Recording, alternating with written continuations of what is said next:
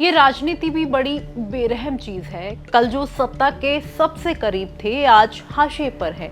कल जो कांग्रेस के स्टार चेहरे थे आज बीजेपी पे गुमनाम हो गए हैं।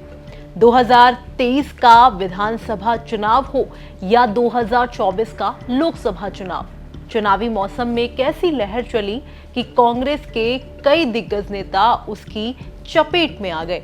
सत्ता की आस में, ताकत की तलाश में उन्होंने सालों पुराना कांग्रेस का साथ छोड़कर बीजेपी का दामन थाम लिया। इन नेताओं ने हवा का रुख तो पहचान लिया। कांग्रेस का हाथ छोड़ते हुए सोचा होगा बीजेपी में जाएंगे, सत्ता के नजदीक पहुंचेंगे और मलाई भी खाएंगे। लेकिन आज 1.5 साल बाद भी वो नेता कहां हैं? क्या उन्हें वो पहचान मिली जिसकी उन्हें उम्मीद थी?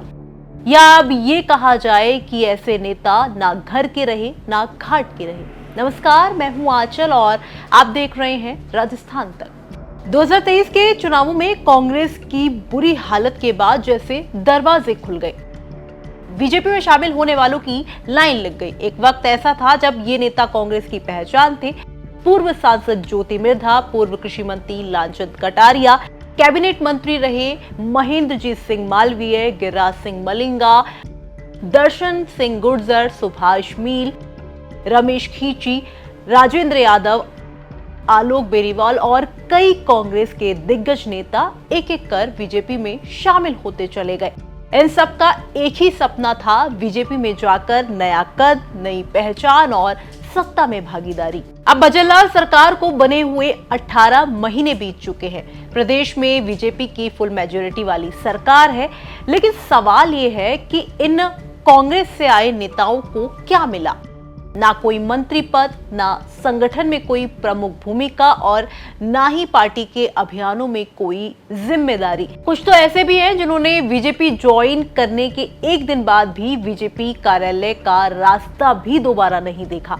पार्टी में इनका कोई स्थायी वजूद नहीं बन पाया। आज ये नेता न तो पार्टी की बैठकों में दिखते हैं, न सोशल मीडिया पर सक्रिय है और न ही जमीनी राजनीति में उनकी मौजूदगी महसूस होती है। कई नेताओं की हालत तो ऐसी है कि उनके पुराने समर्थक भी अब सवाल पूछने लगे हैं कि आखिर बीजेपी में जाकर क्या मिला। जो कभी कांग्रेस में मंच के केंद्र में रहने वाले ये नेता अब बीजेपी में कोनों में बैठे नजर आते हैं या शायद कहीं नजर ही नहीं आते। कुछ नेता तो आज भी बीजेपी प्रदेश मुख्यालय के संपर्क में हैं, लेकिन उनका भी असर अब दिखाई नहीं देता। आपको बता दें कि बीजेपी का कैडर बेस्ड ढांचा है, जहां वफादारी और संघ से जुड़ाव अहमियत रखते हैं। ऐसे में बाहर से आए नेताओं को पार्टी अचानक से कोई बड़ी जिम्मेदारी नहीं देती। कुछ लोगों का मानना है कि जो नेता चुनाव से ऐन पहले आए हैं, उनके इरादे सत्ता तक सीमित थे।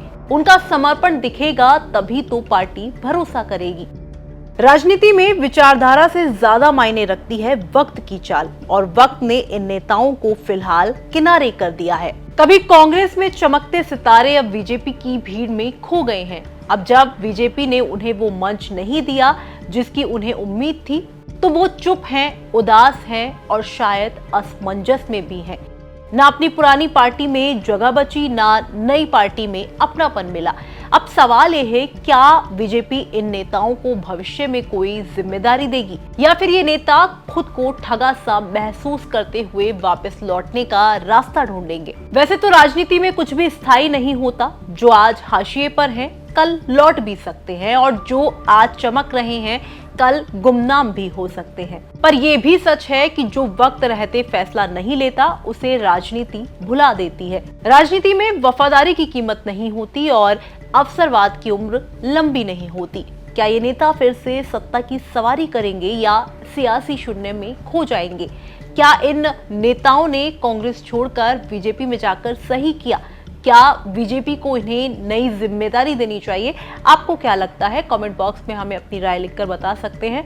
फिलहाल इस वीडियो में इतना ही। राजस्थान की तमाम खबरों के लिए देखते रहे राजस्थान तक। शुक्रिया।